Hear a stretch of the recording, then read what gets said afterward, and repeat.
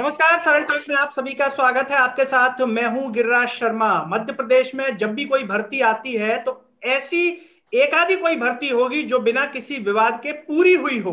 हम बात कर रहे हैं मध्य प्रदेश की पुलिस भर्ती को लेकर के, जिसमें कई तरह की समस्याएं सामने आ रही है और युवा बार बार एक ही चीज को लेकर के मांग कर रहा है, वो है आयु सीमा, कि आयु सीमा बढ़ा दी जाए। लेकिन इसमें भी एक नया पेच फंसा दिया मध्य प्रदेश के मुख्यमंत्री शिवराज सिंह जी चौहान जी के संज्ञान में। ये हो है या नहीं पता नहीं, लेकिन ये पेच अगर आप भी सुनेंगे तो शायद अचरज में पड़ जाएंगे कि एक तरफ मुख्यमंत्री शिवराज सिंह चौहान जी बात करते हैं मध्य प्रदेश के अभ्यर्थियों की चिंता के लिए, और दूसरी तरफ अगर इस बिंदु को आप सुनेंगे तो आप भी कहेंगे कि मध्य प्रदेश के जो मुख्यमंत्री शिवराज सिंह चौहान जी हैं, क्या उनके हाथी के दांत खाने के अलग और दिखाने के अलग हैं? क्योंकि ये जो घटना हुई है वो यही साबित कर रही है। मध्य प्रदेश की आयु सीमा में एक विवाद आ गया है। युवा मांग कर रहा था कि हमारी आयु को बढ़ा दिया जाए, यानी कि 37 साल कर दिया जाए। ये युवा की जो मांग थी, मध्य प्रदेश के युवा की मांग थी, वो तो हुई नहीं।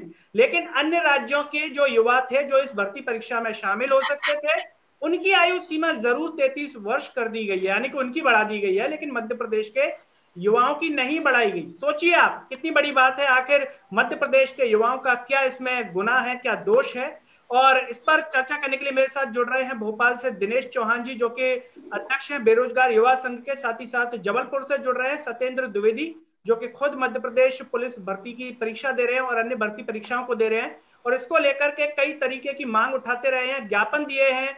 एक डायरी उन्होंने भेजी है राष्ट्रपति को, राज्यपाल को और कई मंत्रियों तक भेजी है, लेकिन इस पर अभी तक मध्य प्रदेश के मुखिया जो हैं उन्होंने कोई संज्ञान नहीं लिया है। चर्चा की शुरुआत करने से पहले सभी से एक ही अपील है कि सरल टॉक की आवाज को सब्सक्राइब कीजिए और इसे सोशल मीडिया के हर प्लेटफॉर्म पर शेयर कीजिए।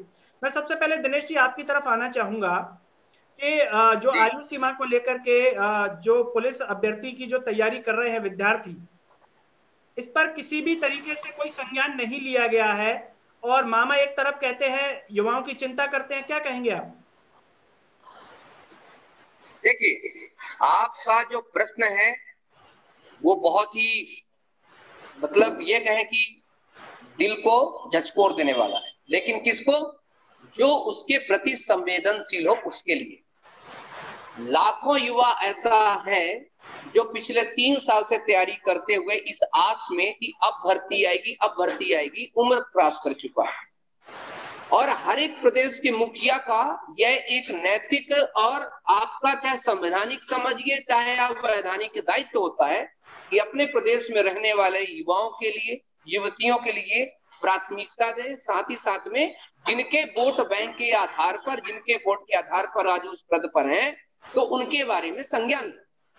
और अगर कोई ऐसे बच्चे जिनकी उम्र सीमा सरकार की भर्तियां ना लाने की वजह से क्रॉस हो जाती है, तो सरकारों को तुरंत क्या करना चाहिए?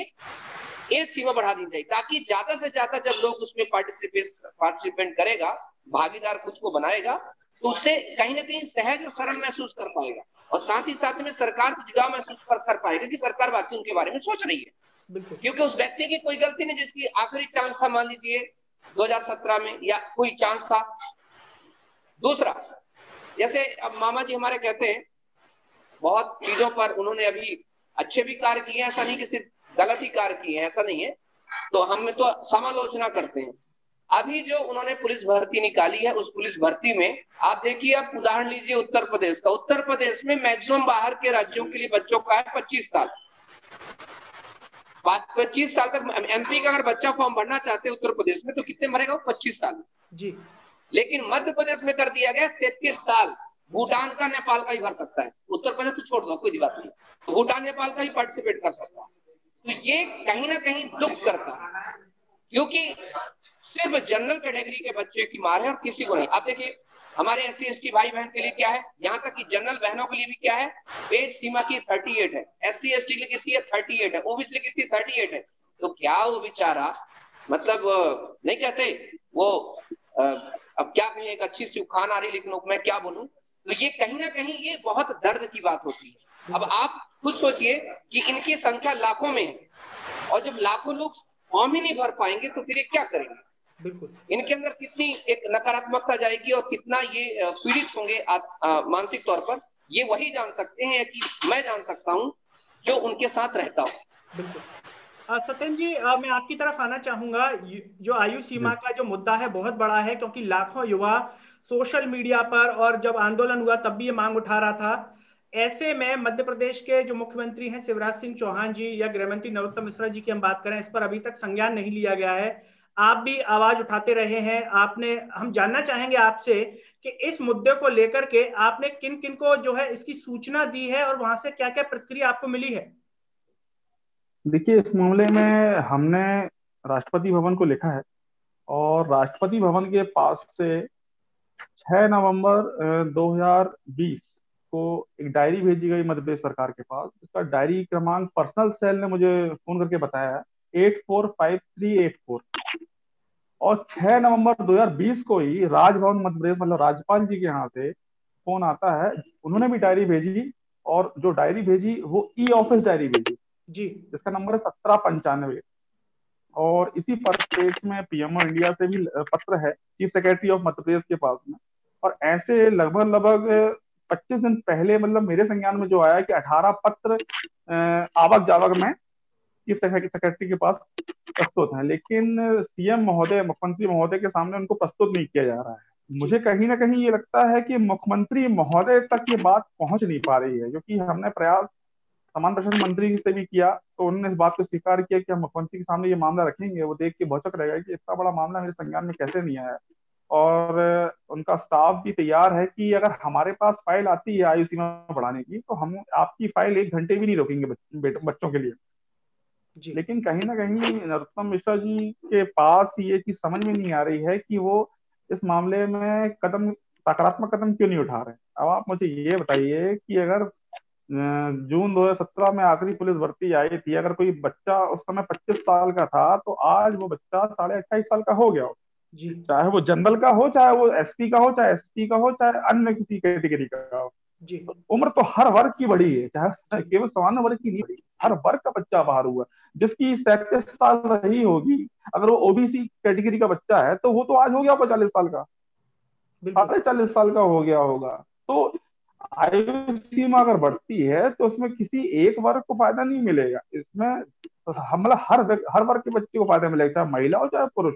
दूसरी बात मैं इस पे आता हूँ कि सरकार को आयु क्यों बढ़ानी चाहिए। सरकार को जी आयु इसलिए बढ़ानी चाहिए कि एक तो आपने 3.5 वर्ष तक भर्ती नहीं थी, और केंद्र सरकार का ये नियम है, आप नियम मान लें या लॉ मान लें, अन्य राज्य सरकारों ने भी यही काम किया है कि जिस वर्ष से भर्ती नहीं आती है, जिस वर्ष से, या तो उतने वर्ष आयु सीमा बढ़ाई जाती है, या तो आयु की गणना उस वर्ष से की जाती है। एसएससी ने ऐसा ऐसा काम किया है।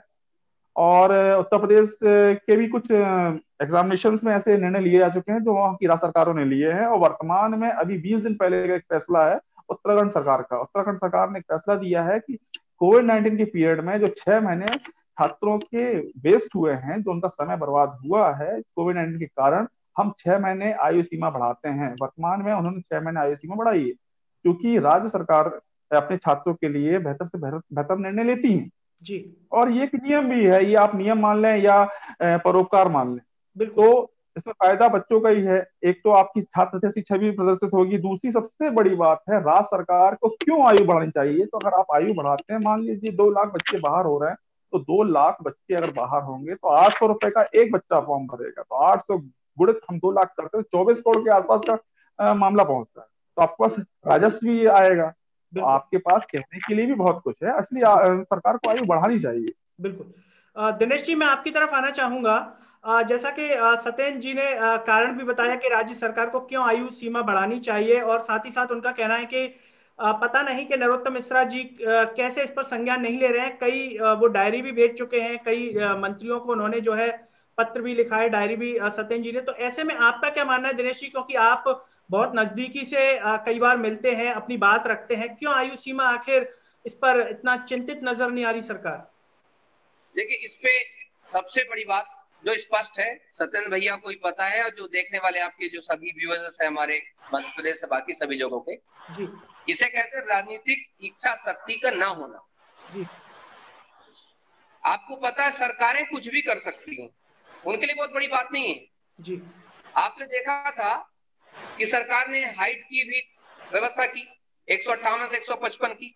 बिल्कुल देखा है आपने कि सरकारों ने कैसे किस काल में भर्ती भी निकालने के लिए नोटिस जारी कर दिया, यहाँ तक कि जब आचार संहिता लगी तब भी सरकार पर सब क्लॉज है। जबकि अगर उम्र बढ़ाई जाती है तो ना विपक्ष को दिक्कत ना किसी की दिक्कत, बल्कि कम से कम तो इतने सारे सांसद, खुद बीजेपी ये जो सरकार है उनके जो सांसदों ने ये लिखा है, यहाँ तक कि राष्ट्रपति भवन से भी एक टीप आया कि भाई इनके बारे में संज्ञान लीजिए। इतने बड़े मनाए हमारे जो राष्ट्रीय अध्यक्ष है बीजेपी के जेपी नड्डा साहब, उनकी सास जी का लेटर, बड़ी बात होती है ना। अब ऐसे में भी आप नहीं कर रहे हैं तो इसका मतलब क्या समझो कि जब बड़े बड़े लोगों के लेटर को भी आप डिनाय कर रहे हैं तो इसका मतलब शुद्ध हुआ गया कि हम जो चाहेंगे वही होगा।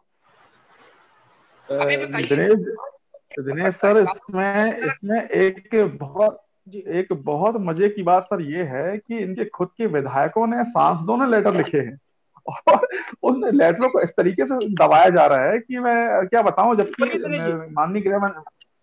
माननीय गृह मंत्री का स्टाफ स्वीकार करता है कि भाई साहब आपके इस मामले में आपके विधायक जोर लगा रहे हैं, अब क्या किया जाए। जी दिनेश जी बोलिए, बात पूरी कीजिए। हाँ, तो ऐसे में हाल ये हो जाता है जब राजनीतिक इच्छा शक्ति और साथ ही साथ में दो, एक तो पहली राजनीतिक इच्छा शक्ति करना होना और दूसरा होता है अकड़पन। अकड़पन का मतलब एक प्रकार से उसको नकारात्मक ना लिया जाए, कहने का मतलब आप अगर सरल नहीं है, हम सरल टॉक में बात कर रहे हैं, आप अगर सरल नहीं है तो आप सामने वाले को नहीं समझ पाएंगे उसका दर्द क्या है।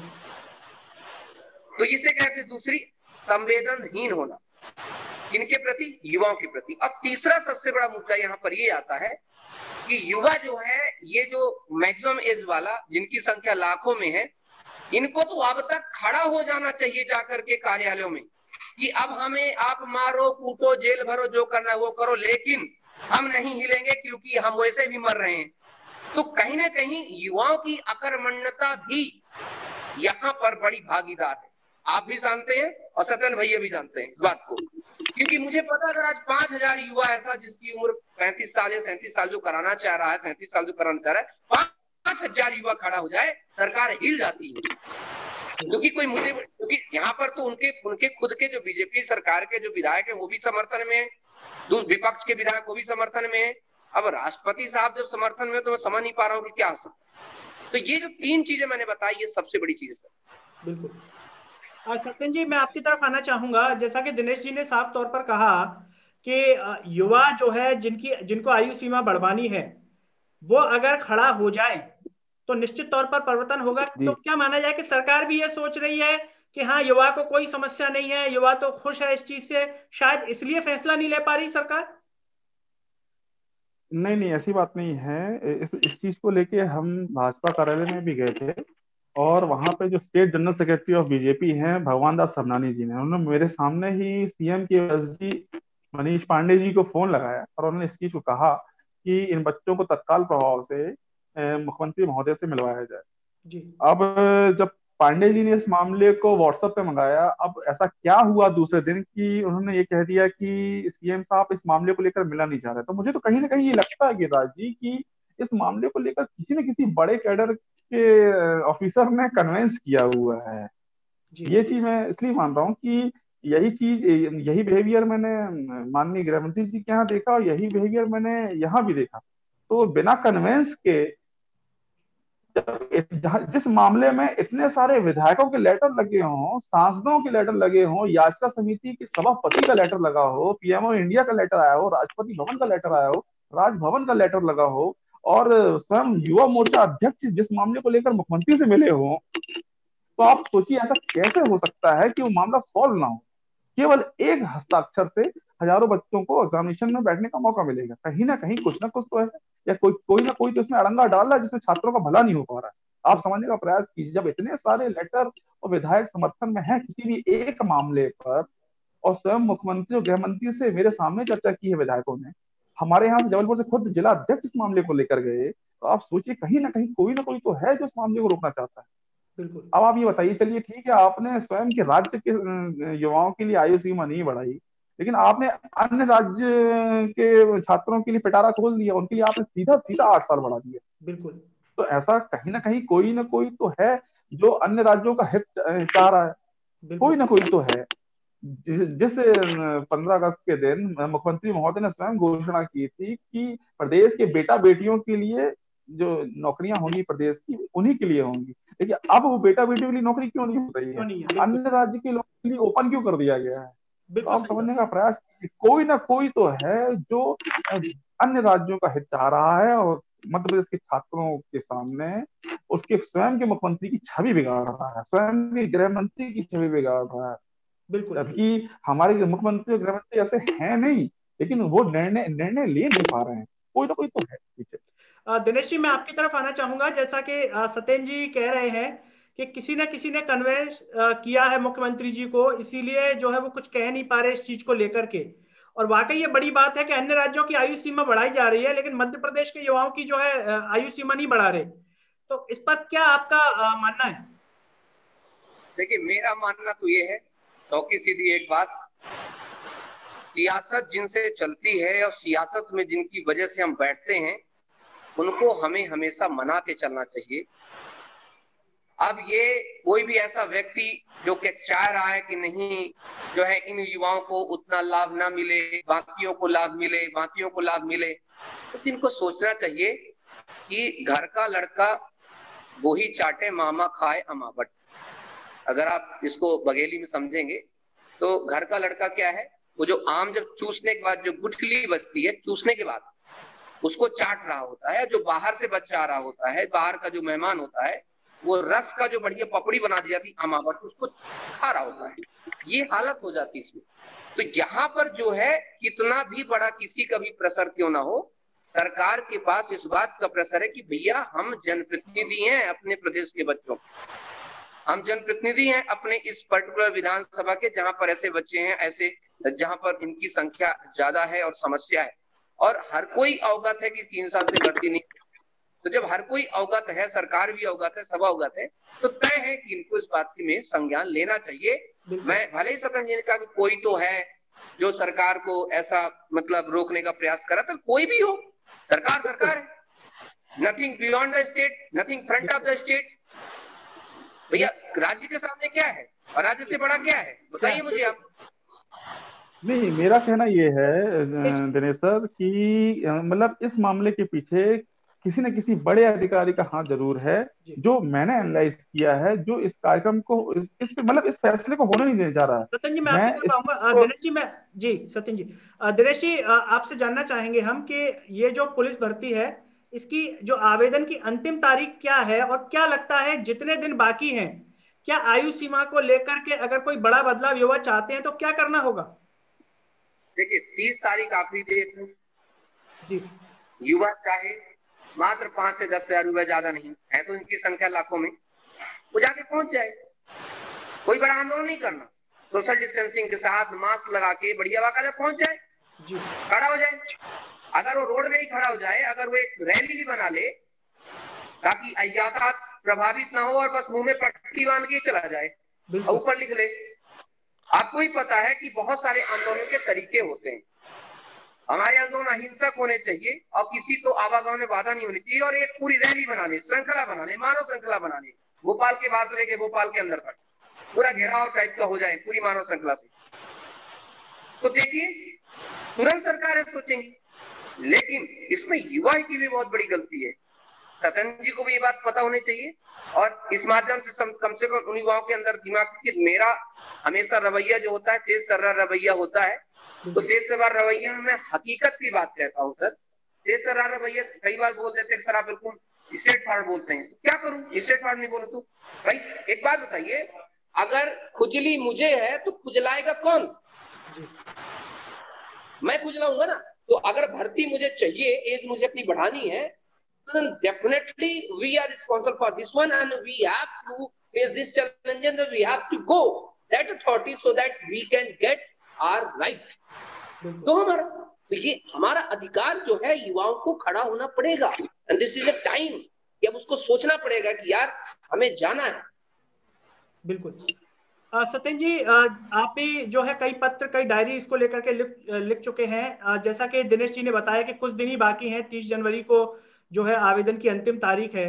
ऐसे में किस तरीके का प्रयास आपकी तरफ से किया जा रहा है, क्योंकि आप लंबे समय से प्रयास भी कर रहे हो, क्या लगता है आपको कि 30 जनवरी से पहले ये चीज पूरी हो पाएगी कि आयु सीमा बढ़ेगी या नहीं बढ़ पाएगी? क्या आपका अनुभव कहता है? देखिए गिरिराज जी, हमने आवेदन, निवेदन और प्रतिवेदन की समस्त प्रक्रियाएं अपना ली है। और जैसे कि अब कहा जाए कि हमने सारी प्रक्रियाओं का परिपालन कर लिया है। अब हमने सोच लिया है कि हम माननीय उच्च न्यायालय में इस परिप्रेक्ष्य में जनहित याचिका दायर करेंगे और देखते हैं अब माननीय उच्च न्यायालय उसमें क्या निर्णय देते हैं। हमें तो पूर्ण विश्वास है कि छात्रों के इसमें फैसले होंगे, क्योंकि हम अपनी जगह सही हैं। कि आज हम आप मुझे ये बताइए कि अगर 3.5 साल तक भर्ती नहीं आई तो क्या छात्रों की इसमें कोई गलती है क्या? बिल्कुल। या तो 3.5 साल का वेयर छात्र करे कि हाँ भाई 3.5 साल मेरे जीवन के चले गए, या तो राज्य सरकार इस चीज को मान ले कि नहीं, बच्चों का हित हुआ है, 3.5 साल का वेटेज हम उनको दे दें, जबकि उनको इसमें किसी प्रकार का राजस्व की हानि नहीं है। अगर वो एज बढ़ाते हैं, आयु सीमा बढ़ाते हैं, तो सरकार को राजस्व की अधिक से अधिक प्राप्ति होगी, किसी प्रकार का राजस्व की हानि नहीं होगी। जैसे कि राज्य सरकार आज ये कह रही है कि खजाना खाली है, पैसे नहीं है, भर्ती कैसे करें, फिर भी हम भर्ती कर रहे हैं। हम आपको भर्ती करने का तरीका भी बता रहे हैं ना। 455 पोस्ट केवल जनरल की हैं, या ओवरऑल आप 4200 पोस्ट आप मान के चलिए। आज मान लो अगर 5 लाख आवेदन आएंगे तो 2 लाख और हो जाएंगे, 7 लाख हो जाएंगे, लेकिन नौकरी तो 4200 को मिलेगी ना। ये जब आयु सीमा बढ़ेगी तो वो 2 लाख लोग आपको आपके लिए थैंकफुल तो रहेंगे। आपकी छात्र जो जी, आप तब नहीं ले सकते फैसले जी, तो आपको लगे कि इस मामले में राजस्व की हानि होगी। जी, लेकिन जब राजस्व की उल्टा प्राप्ति हो रही तो आपको तो फिर युवा हित में फैसले लेने चाहिए। जी। दिनेश जी, चलते चलते आपसे हम जानना चाहेंगे आयु सीमा को लेकर के, विशेष रूप से कुछ दिन बाकी हैं, तो क्या आप प्रदेश के युवाओं से कहेंगे कि अगर बदलाव चाहते हैं तो क्या उन्हें करना ही होगा, अगर हकीकत में कुछ दिनों में उन्हें आयु सीमा बढ़वानी है? देखिए, अगर आयु सीमा बढ़वानी है तो मैं प्रदेश के युवाओं को एक ही संदेश देना चाहूंगा, और वो ये देना चाहूंगा, खुदी को कर बुलंद इतना कि हर तहरीर से पहले खुदा बंदे से पूछे। जहां मैं चलता हूं वहां रवानी चलती है, इतिहास वहां बदलते हैं जहां जवानी चलती है। तो अपने आप को पहले समझो कि आप क्या हो। आप वो हो जो देश और प्रदेश की धुरी हो, पहिया हो इस देश का। आपके बिना कुछ भी सही नहीं है, और आप अपने घर के बहुत बड़े होनहार के साथ साथ आप बहुत बड़े रिस्पॉन्सिबल पर्सन हो। और अगर आज नहीं खड़े हुए तो सरकार आने वाले समय में आपके बारे में नहीं सोचेगी। और तय है कि आप इतना पढ़ चुके हो कि खेती करना तो नहीं आएगा, तो इससे अच्छा है कि एक बार कम से कम अपनी बातों को रखें, एक साथ पहुंचो, सत्येंद्र भाई साहब के साथ मिल करके वहां पर जाएं, अपनी बातों को रखें, क्योंकि जब तक आप बात नहीं रखोगे तब तक वो दूर तक नहीं जाएगी। क्योंकि आज मैं सरल टॉक पे जो बात बोल रहा हूँ, ये बात भोपाल तक पहुंचनी चाहिए, वल्लभ भवन तक पहुंचनी चाहिए, विधानसभा भवन तक पहुंचनी चाहिए, तभी तो काम होगा, नहीं तो किस मतलब। तो दोस्तों, ये थे हमारे साथ सत्येंद्र द्विवेदी जी और बेरोजगार युवा संघ के अध्यक्ष दिनेश चौहान जी, जिनका साफ तौर पर कहना है कि अगर आप चाहते हैं कुछ दिनों में कि अगर आयु सीमा बढ़ जाए तो युवा को जो है निकलना होगा सभी नियमों का पालन करते हुए। दिनेश जी ने साफ कहा कि आप जहां हैं वहां से निकल जाइए, रास्तों को बाधित मत करिए, सभी नियमों का पालन करिए। लेकिन जैसा कि उन्होंने उदाहरण से भी समझाया था कि अगर खुजली आपको हो रही है तो आप ही को प्रयास करना पड़ेगा, कोई और नहीं करेगा। अगर आयु सीमा बढ़वानी है तो आपको जो है भोपाल जाकर के प्रदर्शन करना होगा, अपनी मांग रखनी होगी, तभी सरकार शायद आपकी कुछ सुने। और साथ ही साथ हम सत्येंद्र जी और दिनेश जी का भी सहृदय से धन्यवाद करना चाहेंगे, जिन्होंने अपना कीमती समय सरल टॉक के लिए निकाला। और सभी दर्शकों से अपील है, आप कमेंट में इस मुद्दे पर अपने विचार रखें, अपनी राय रखें, और साथ ही साथ सरल टॉक की आवाज को सब्सक्राइब करें, उसे सोशल मीडिया के हर प्लेटफॉर्म पर शेयर करें। अगले वीडियो में आपसे फिर होगी मुलाकात, तब तक के लिए मुझे दीजिए इजाजत। नमस्कार।